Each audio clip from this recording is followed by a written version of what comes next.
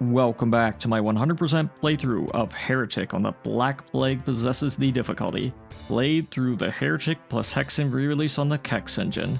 We are doing all levels with a 1-star, and this is E4M6, Halls of the Apostate. Now an apostate is someone who's guilty of apostasy, that is to say, renouncing one's own religion, and this may imply converting into another religion, but that's not always the case. But anyways, the word apostate comes from the ancient Greek word apostates, which means rebel, or in future contexts, it also means apostate, like it does now in modern Greek with apostatis. But anyways, let's begin by opening the door, grabbing the Tome of Power, grabbing the Gauntlets of the Necromancer, and using them immediately in conjunction with one another to start zapping some gargoyles, especially those fire gargoyles. Those are the ones you want to zap first and foremost, because they are the most damaging to you. Now with them out of the way, we can use our trusty Album Wand with the power of the Tome of Power to damage these Saber Claws. And usually a few of them will be coming down these lifts whenever you press this button, so make sure you get them out of the way whenever you can. And when you're done with that, you can go up this lift, grab the ammo, wake up the Iron Lich, and hit scan Harium, even if you run out of Tome Power. You can still beat the crap out of him like so.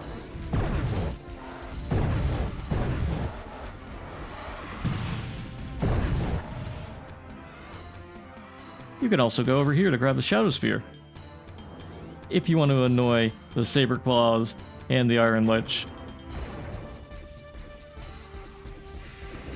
which we might do in a little bit, but I'm making sure this one's out of the way first and foremost. Then we can go here once again and look at all those Saber Claws. If you step here, you can grab a Silver Shield and a Tome of Power, but also behind you, you'll see a Bag of Holding. But when you try to grab it, you'll be ambushed by 2 Saber Claws. So this is why we're going to use the Tome of Power and the Staff, just so we can get these guys all out of the way pretty much immediately. Sneak up on some guys like that Disciple. Go over here, and you'll see much of the same in this area. And again, the reason why I'm using a Tome of Power and the Shadow Spear, particularly the Shadow Spear, is because the Saber Claws can't do jack while you're using it. So anyways, these Saber Claws were guarding an Ethereal Crossbow. The yellow door is there, but in order to get the yellow key, we'll have to go down through here. Now you could probably wait for your Tome of Power to fade out or wear off, so you can get completely accurate shots on this guy, but it doesn't really matter. You can still shoot him with unpowered, or rather powered, Elven Wand attacks. Well, the most important thing is getting rid of this fellow, this Iron Lich. Yeah. You could cross the bridge. Usually I like to hang out by this spot, because he will try to attack you, usually impotently.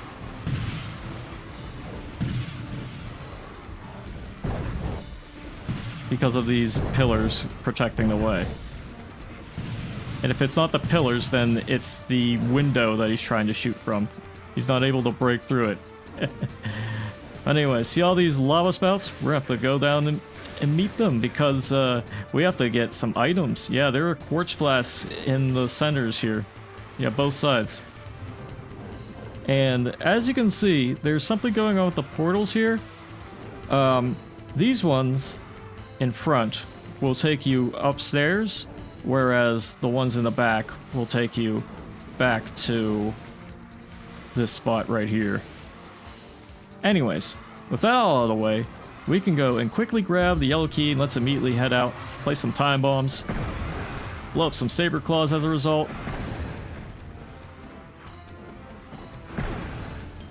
And now we can go into here to grab this Tome of Power and ammunition.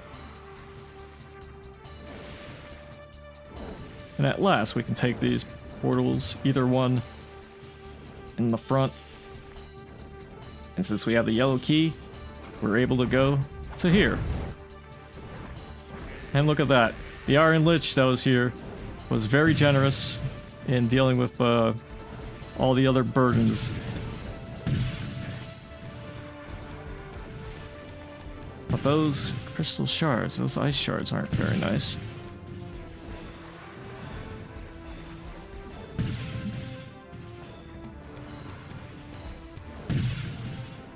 If you position yourself just right, you'll be able to attack him without getting damaged by those crystal shards, but it's fine either way, because you should still have enough stuff to make up for it.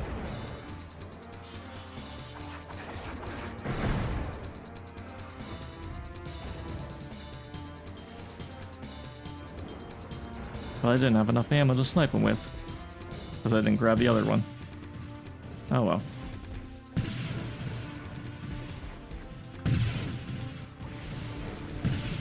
There we go, this is a pretty decent spot. Even though it doesn't look like you'll be able to hit him, you can. Your shots will go right through the statue. Now, if you want to get all the stuff that he may or may not be protecting, like that Morphobum, which I believe isn't a drop, although he can drop one, you can just go through this teleporter. And this is not a secret, by the way. It's just how you do it. Anyways, if you want to get more items, there's a quartz flask right here, and a ring of invincibility. And with that, and also these, I'd say we're good to go down to this area. Let's fight this fella. And we can press this button later, but for now we're going to press this one, which will reveal this Disciple of the Sparrow, and another one to the right. One of them is guarding a Dragon Claw, which will come in handy later. And now we can press this button, which will allow us to grab the green key as well. And also this area is opened up. So now we can press this button, which will allow us, after we get the green key, to go into the place with the green door. And yeah, you have to press that button in order to go into this area. Well, if you miss your chance, since that door is now open, you can just press the button right here and take the lift up and just cross into that place, press the button, you should be good to go. Anyways, we're going to here, we're dealing with some gargoyles. There's even more gargoyles in this particular room. As usual, my priority is on the fire gargoyles, but sometimes they're non-fire buddies can be like meat shields for them. Either way, we're gonna press this button to deal with this disciple who is revealed. And when you go into this area to grab the Hell Staff, you'll be ambushed by more disciples, but there are so many pillars in this place that you can use them as pretty good cover, for the most part. Even if you get damaged, there are plenty of crystal vials here that should help you with whatever they inflict upon you.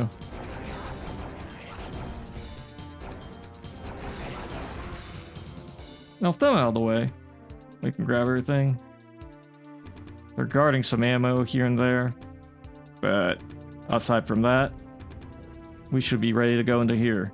And I'm going to break out the Hell Staff because this is a pretty wide open space, and we can use the power of that lock-on to get some pretty good damage on these gargoyles.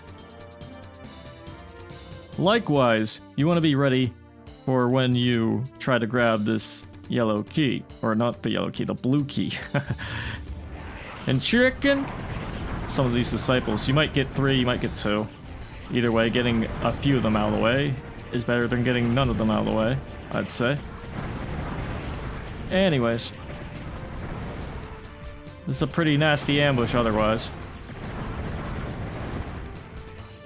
But once you clear out an area, you can hang out there and be a bit safe in there. There's another bag of holding here, you want to make sure you grab that as well. And grab whatever else you happen to need from this area, and you should be good to go. Anyways, now we've been through that whole area with the blue key. This lift that leads to the 2 blue doors is now lowering and raising. So we're going to use this. And something else I'm going to use. This is Tome of Power with the Hell Staff, because when we go into here, there'll be several disciples. Let's just rain on their parade. You too.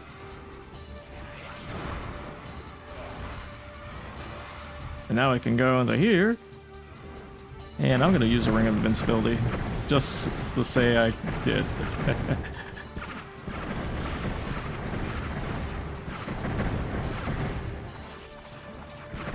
Because there's lots of gargoyles, lots of saber claws, lots of thingamajigs running about.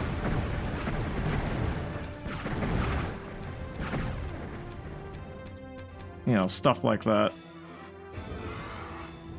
Anyways, also gonna go right here. And no, this blood floor does not damage you. Isn't that wonderful? Isn't it wonderful how you have to ask that all the time now? Anyways, while you're in here, you want to press both of these buttons. Because that'll show the way to the exit. Now the thing about the exit is, when you step around here, both of these will lower, and this one in particular will allow you to get the Phoenix Rod. Which is very strange, because this is like the tail end of the map. Now if you go up there, which I failed to do, you won't have an opportunity to grab anything, because there is nothing up there. But just to show you that I'm not kidding, let's actually do it this time. Look, I'm pressing E. I don't know if you can hear it, but I'm pressing E. There's nothing here. Trust me. But aside from that, that's pretty much everything you can get out of the map. So, let's celebrate by placing a time bomb here. And I believe this was dropped by a disciple.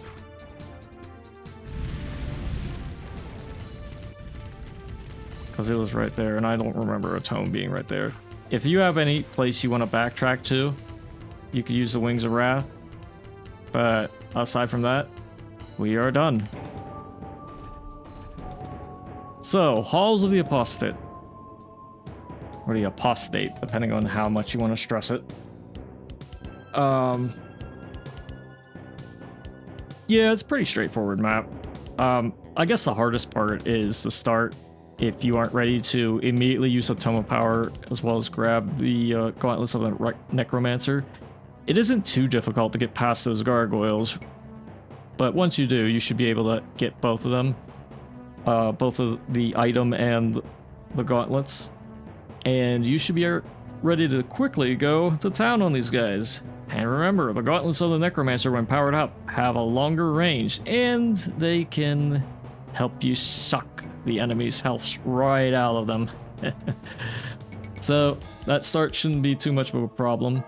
I guess the other hard part is having to snipe the Iron Liches. I mean, you could probably go right past them and wait till you have the Dragon Claw to do that. And if you are feeling so inclined, you could wait to the tail end of the map till you get the Phoenix Rods and stuff and snipe them with that.